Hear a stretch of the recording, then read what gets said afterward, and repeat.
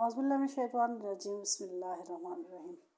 رسول پاک صلی اللہ علیہ وسلم جب آخری خطبہ دے چکے تو اپنے حجرے میں تشریف لے گئے۔ پھر جب آپ کو بے ہوشی ہوئی تو دروازے پر ایک شخص نے آ کر پکارا، السلام علیکم اہل بیت النبوہ۔ کسی نے اس کی آواز سن کر یہ جواب دیا کہ اس وقت رسول اللہ صلی اللہ علیہ وسلم کو غشی ہے، اس وقت تمہیں آنے کی اجازت نہیں ہو سکتی۔ یہ شخص نے پھر پکار کر کہا، السلام علیکم اہل بیت النبوت۔ جب دوسری مرتبہ پکارنے والے نے پکارا تو اس عرصہ میں ان کی آواز رسول اللہ صلی اللہ علیہ وسلم کے کان میں گئی۔ فرمایا، اے فاطمہ، کون ہے؟ عرض کیا کہ ایک شخص گھر میں آنے کی اجازت مانگتا ہے، اور آپ صلی اللہ علیہ وسلم پر چونکہ بے ہوشی کا غلبہ ہے اس لیے ہم نے اسے اندر آنے کی اجازت نہیں دی۔ فرمایا، اے فاطمہ، تمہیں نہیں خبر کہ یہ کون کھڑا ہے؟ کون اجازت مانگ رہا ہے؟ یہ گھروں کو ویران کرنے والا، قبروں کو آباد کرنے والا، بچوں کو یتیم کرنے والا، عورتوں کو بیوہ بنانے والا، دوست کو دوست سے چھڑانے والا ملک الموت ہے۔ جلدی آنے کی اجازت دے دو۔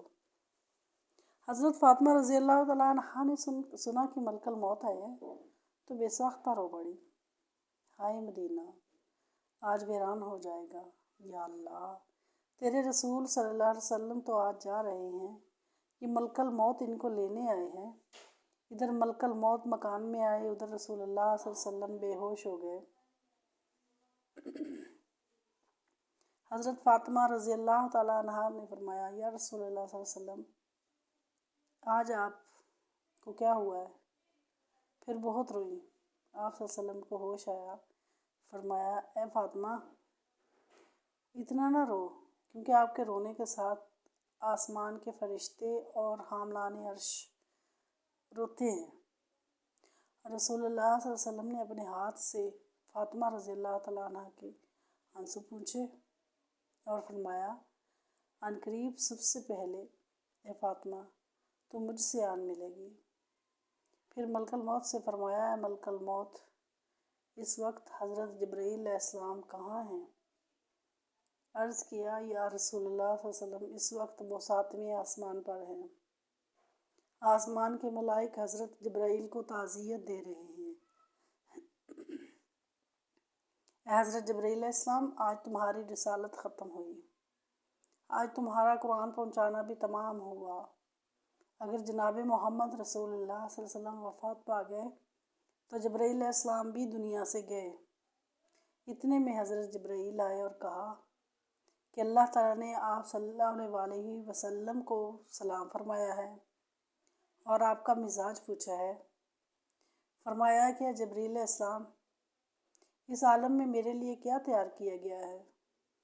عرض کیا کہ حضرت دوزخ ٹھنڈی ہوئی، جنت آراستہ کی گئی، حور و ملائک آسمان پر آپ صلی اللہ علیہ وسلم کے منتظر ہیں،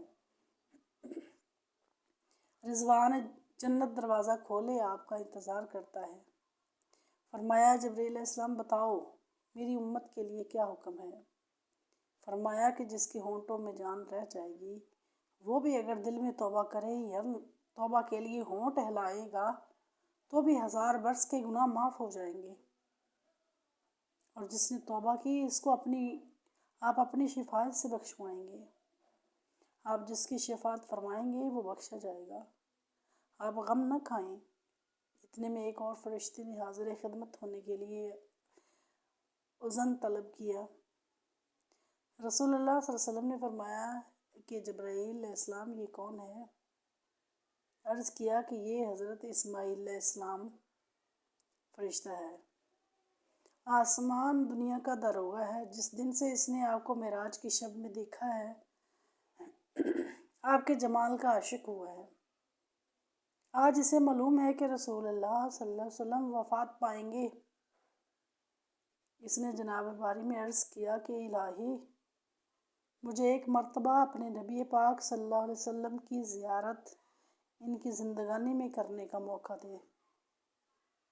یہ فرشتہ رب العزت سے اذن لے کر حضور پاک صلی اللہ علیہ وآلہ وسلم کی زیارت کرنے حاضر ہوا ہے۔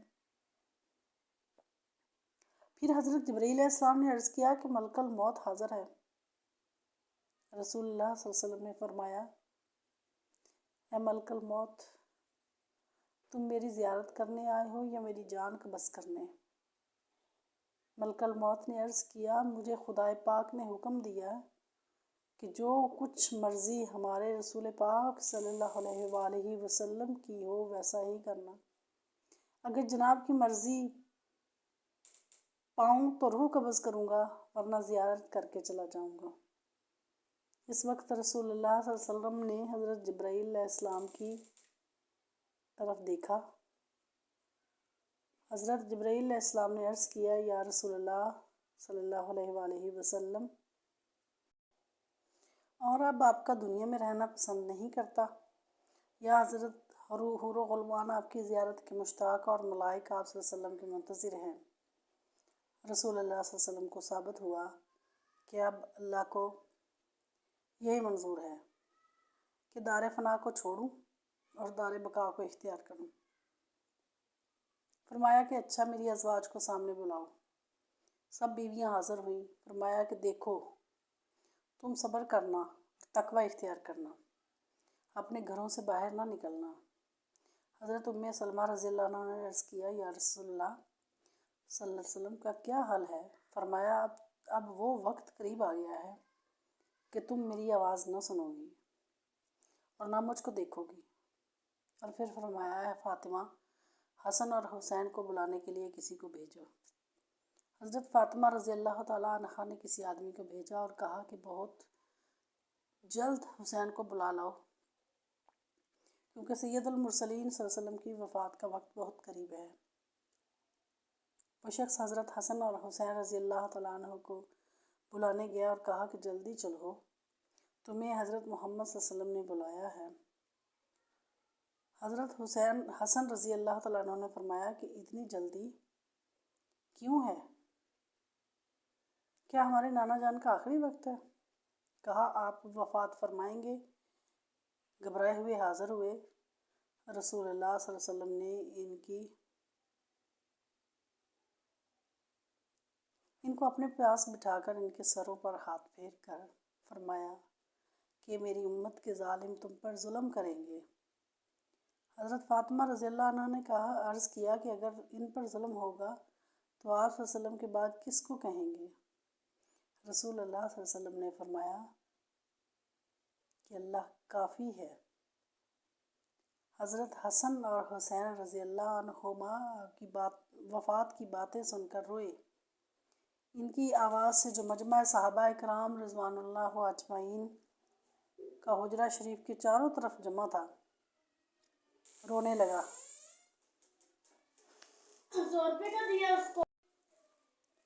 اے جبرائیل علیہ السلام، رسول اللہ صلی اللہ علیہ وسلم کے بعد آپ کی امت کا کون رکھوالی ہوگا؟ یہ سن کر آپ صلی اللہ علیہ وسلم بھی روئے۔ حضرت ام سلمہ رضی اللہ تعالیٰ عنہا نے کہا کہ رسول اللہ صلی اللہ علیہ وسلم تو ہر صورت میں اچھی جگہ تشریف لے جاتے ہیں، آپ صلی اللہ علیہ وسلم کیوں روتے ہیں؟ فرمایا کہ میں اپنی امت سے جدائی کے صدمہ میں روتا ہوں۔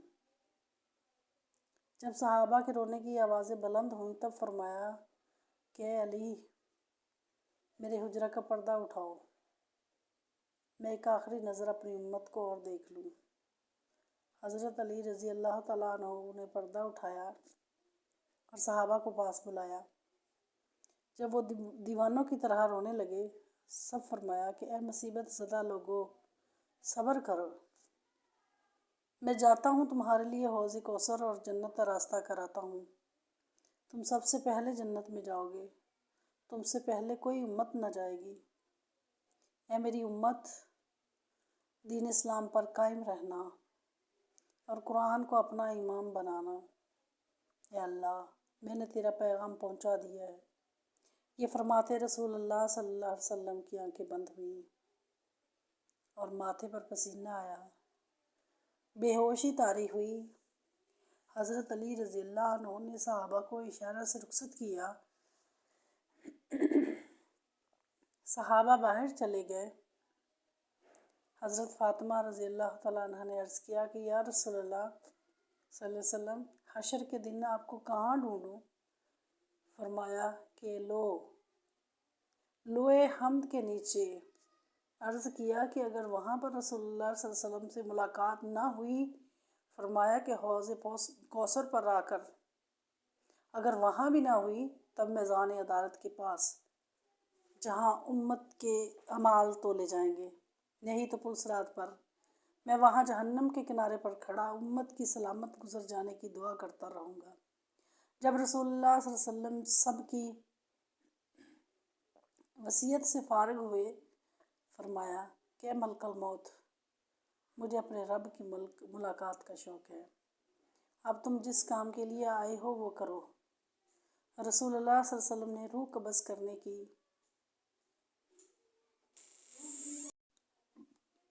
قبض کرنے کی اجازت مرحمت فرمائی۔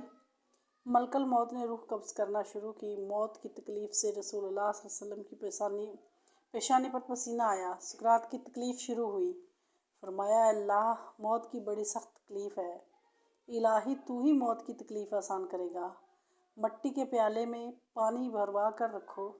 موت کی گھبراہٹ میں گھڑی گھڑی پانی میں ہاتھ ڈالتے وہ ہاتھ منہ پر پھیرتے اور فرماتے، اللہ مجھے اپنے پاس بلا لے۔ فاطمہ رضی اللہ عنہا نے کہا کہ یا حضرت، آج آپ کو بہت تکلیف ہے۔ فرمایا، اے فاطمہ، جب میرا انتقال ہو جائے تو کہنا، انا للہ و انا الیہ راجعون۔ پھر آپ صلی اللہ علیہ وسلم کو نزا کی تکلیف نے زیادہ ہوئی تو حضرت جبرائیل علیہ السلام روئے اور اپنا منہ پھیر لیا۔ رسول اللہ صلی اللہ علیہ وسلم نے فرمایا، لوگو دیکھو، نماز کی حفاظت کرنا۔ یہ فرما کر پھر یا ربی امتی، یا ربی امتی کہتے کہتے جان سینے تک سمٹ آئی تھی۔ نیچے کے جسم کی جان نکل چکی تھی، مگر امت گنہگار کا کلمہ منہ پر جاری تھا۔ حضرت جبرائیل علیہ السلام نے فرمایا کہ اللہ تعالیٰ فرماتا ہے کہ ہم آپ کی امت پر 1000 درجہ آپ سے زیادہ مہربان ہیں۔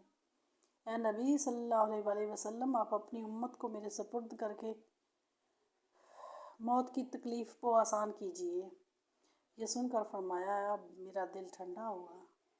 یک بے یک گردن مبارک کا مہرہ ایک طرف کو مائل ہوا اور روح مبارک آسمان کی طرف پرواز کر گئی۔ امید ہے کہ یہ ویڈیو آپ کو پسند آئی ہوگی۔ ویڈیو پسند آئی تو چینل کو سبسکرائب کر لیں اور کمنٹ سیکشن میں استغفر اللہ لکھنا مت بھولیے۔ اور میری دعا ہے کہ میرا اللہ حضور نبی صلی اللہ علیہ وسلم کی شفاعت عاجلہ کاملہ ہمیں نصیب فرمائے، آمین۔